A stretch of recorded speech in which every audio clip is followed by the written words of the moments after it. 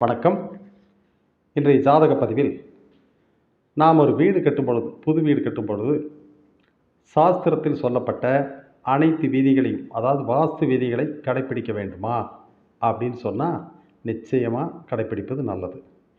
ஆனா ஜாதகத்தில ஒருவர் வாஸ்த நம்ப மாட்டார், ஜாதகத்த நம்ப மாட்டார். அவர் ஒரு பகுத்தறிவுவாதி அப்படிங்கிறதெல்லாம் நாம் ஜாதகத்த பார்த்தா கண்டுக்கலாம்.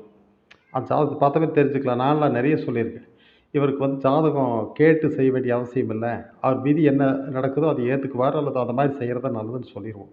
இந்த சாஸ்திரத்தில முழு நம்பிக்கை உள்ளவங்க, ஜாதகத்தில குரு பலமா இருக்கிறவங்க, சுக்கிரன் பலமா இருக்கிறவங்க, லக்னாதிபதி நல்லா இருக்கிறவங்க, பூர்வ புண்ணியாதிபதி நல்லா இருக்கிறவங்கலாம், வாஸ்து சாஸ்திரமாகட்டும், ஜோதிடமாகட்டும் நல்லா படிக்கும். யாருக்கு நல்ல குரு கிடைக்கிறாங்களோ இல்லையோ, இவங்களுக்கு நல்லா கிடைக்கும்.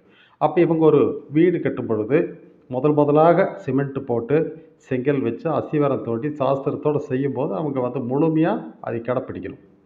வீட்டிலேருந்து கிளம்பும்போதே நல்ல நாள் பார்த்து உங்களுடைய ராசிக்கு எந்த திசையில சரியாகும்னு சொல்லி ஜோசியரை கேட்டுட்டு, கிளம்பும்போது எந்த விதமான தடை இல்லாம வெளிய கிளம்பணும்.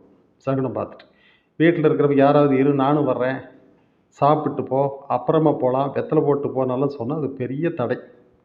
கொத்தனாரோட போய் நாம அந்த அஸ்திவாரம் தோண்டும்போது, மம்முட்டி பொடி முறிஞ்சிருச்சுனாவோ, மம்முட்டி அந்த முனை மழுங்குச்சுனாவோ, அது பெரிய தடை ஏற்படும். வீடு முழுமையா கட்ட முடியாது. 2வது பார்த்தீங்கன்னா, அதில அஸ்திவாரம் தோண்டும்போது, அடுப்பு கரி வந்ததுன்னா, பெரிய சகுன தடை அது. நிறுத்திறணும். 6 மாசம் நிறுத்திறணும்.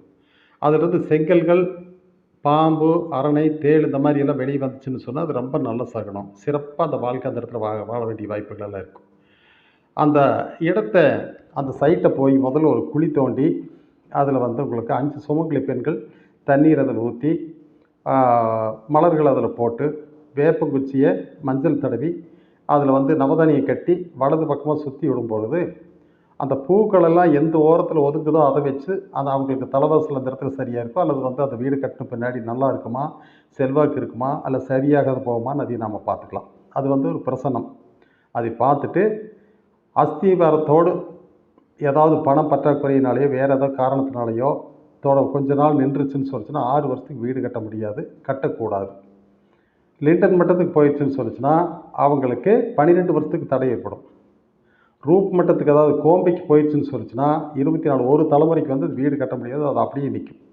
ஆகவே இந்த வீடு கட்டும் பொழுது, அது வெறும் செங்கல் கட்டடம் அல்ல. அது உயிர். நம்மளுடைய எண்ணங்கள், நம்மளுடைய செயல்கள், நம்மளுடைய பேச்சு எல்லாம் அதில தங்கி இருக்குது. ஆகவே உயிரோட்டத்தோட அந்த வீடு இருக்கணும். பஞ்சபூதங்களும் அந்த இடத்துல சரியா அடங்கி இருக்கணும். ஒவ்வொரு இடத்துல நெருப்பு இருக்கக்கூடிய இடத்துல நெருப்பு, நீர் இருக்கக்கூடிய இடத்துல நீர், வாயு இருக்கக்கூடிய இடத்துல வாயு,